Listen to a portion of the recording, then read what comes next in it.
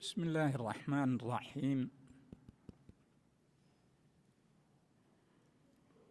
الحمد لله رب العالمين، وصلى الله وسلم على حبيبنا محمد وعلى آله وصحبه أجمعين.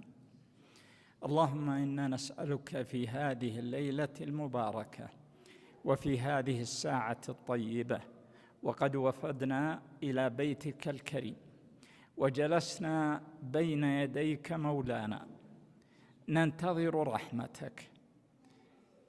نسألك يا مولانا أن تغشانا برحمتك، وأن تنزل علينا سكينتك، وأن تذكرنا في من عندك، وأن تجعل جلساءنا في هذا الوقت القليل ملائكتك يا مولانا. أسألك يا مولانا أن ترزقنا الأجر من عندك والجوائز من عندك. يا أحبة، جوائز عظام، حتى ولو لم نتجاوز 12-13 دقيقة أو حتى أقل. يقول الباري جل وعز: قوموا مغفورا لكم. هو الكريم، هو المعطي، هو المنان. كل منا المتحدث والسامع يكتب عليه من الصباح إلى المساء، فإذا جلس في مثل هذه المجالس قال الله بمنه وكرمه: قوموا مغفورا لكم. ثم فقط لا يبدل الله هذه السيئات التي كتبت علينا، التي السيئة الواحدة أعظم من الجبال وأثقل من الجبال، يبدلها الله سبحانه وتعالى حسنات. أسأل الله أن لا يحرمنا ولا إياكم الأجر. أيها الأحبة، خلق الله الإنسان في أحسن تقويم، ومنحه خيرا وبركة وعطاء لو لم يكن إلا ما في جسده من الجوارح التي تحت إمرته ينتفع بها في الدنيا والآخرة، يأخذ من خيري الدنيا والآخرة. ومن هذه الجوارح أيها الأحبة هذا اللسان الذي أنعم الله به علينا، فبه نقول لا إله إلا الله محمد رسول الله، أعظم كلمة وجدت على وجه الأرض. وبه نذكر الله فنجمع الحسنات العظام، وبه نؤدي شعائر عباداتنا سائرها، وبهذا اللسان نكون من المتقدمين في طاعة الرحمن، وبهذا اللسان يبلغ القرآن. وما أجمل ما سمعنا من شيخنا، أسأل الله أن يرفع قدره وإياكم، وأسأل الله سبحانه وتعالى أن يزيده علما نافعا وعملا صالحا متقبلا. بهذا اللسان أتحفنا بهذه الآيات التي تخشع منها القلوب. بهذا اللسان أيها الأحبة بسطت الدعوة في أقطار الدنيا وبلغها الموفقون.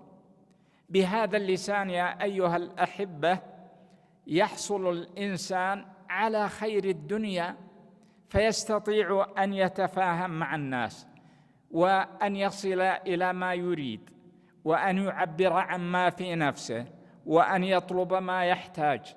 وهذا اللسان له ميدان رحب للإنسان في خيري الدنيا والآخرة.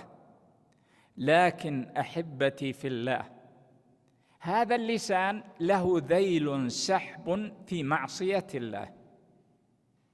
هذا اللسان يا أحبتي في الله يسأل الصحابي النبي صلى الله عليه وسلم فيقول: ما أشد ما تخاف علي؟ فقال صلى الله عليه وسلم، وأمسك بلسان نفسه وقال: هذا اللسان أبو بكر رضوان الله عليه، خير من وطئ الثرى برجليه بعد الأنبياء، يمسك بلسان نفسه ويقول: أنت الذي أوردتني المهالك. الذي غفر الله سبحانه وتعالى له وبشره النبي صلى الله عليه وسلم بالجنة، ومع هذا يخشى من لسانه. وآفات اللسان أحبتي في الله كثيرة، ولا أريد أن أطيل عليكم. من أعظم وأشد وأخطر آفات اللسان أنه قد يخرج صاحبه من الملة. أهل غزوة تبوك، أعظم غزوة وأبعد غزوة وأشق غزوة، ومع هذا يتكلمون بكلام بعض المنافقين بكلام فيخرجون من الملة. يقول الراوي: والله لقد رأيت أحدهم ممسكا بنسعة ناقة النبي صلى الله عليه وسلم يقول: يا رسول الله، والله ليس إلا حديث الركب. فلا يزيد صلى الله عليه وسلم أن يردد ويقول: لا تعتذروا قد كفرتم بعد إيش؟ بعد إيمانكم. لم يقل إسلامكم، وإنما قال بعد إيمانكم، أي أنهم مؤمنون ثم خرجوا من الملة بكلمة. قد يهوي الإنسان بكلمة واحدة في النار 70 سنة. ولذلك يا أحبتي في الله، الموفق من سلم من لسانه. أسرد عليكم بعض آفات اللسان. حبيبنا محمد صلى الله عليه وسلم يجلس بين أصحابه ثم يقول لهم: أتدرون من المفلس؟ هذا في الصحيحين من حديث أبي هريرة رضي الله عنه قال صلى الله عليه وسلم: أتدرون من المفلس؟ فيقول الصحابة: المفلس فينا من لا درهم له ولا متاع. فيقول صلى الله عليه وسلم: المفلس من يأتي بصلاة وزكاة وصيام، وفي رواية وأعمال كجبال تهامة، ثم يأتي وقد شتم هذا، وقد قذف هذا، وقد سفك دم هذا، وقد ضرب هذا، وقد أخذ مال هذا، فيأخذ هذا من حسناته وهذا من حسناته، فإذا فنيت حسناته أخذ من سيئاتهم ثم طرحت عليه فطرح في النار.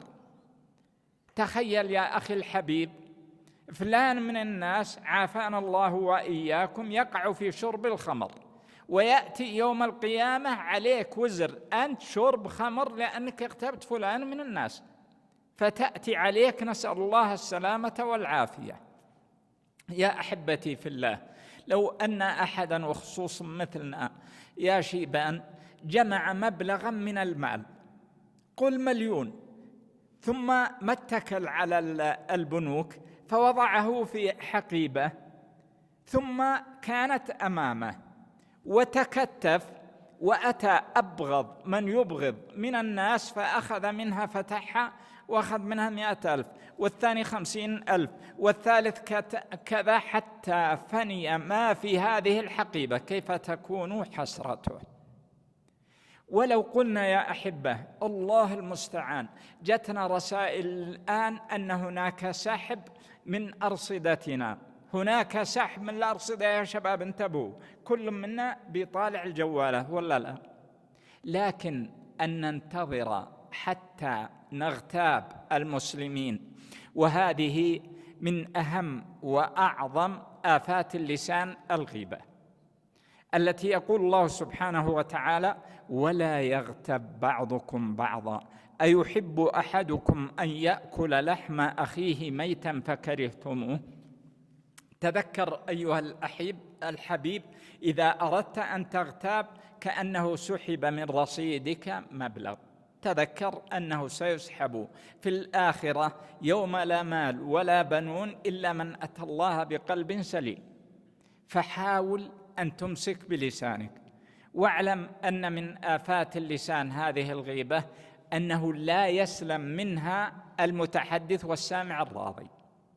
شيخان من كبار صحابة نبينا محمد صلى الله عليه وسلم وكان مع النبي في سفر، وكان معهم خادم نؤوم يعني يبغونه يخدمهم فصاروا هم اللي يخدمونه. فقال أحدهم، وما قال الثاني، فقال أحدهم: إن نوم هذا يوائم نوم أهل بيته.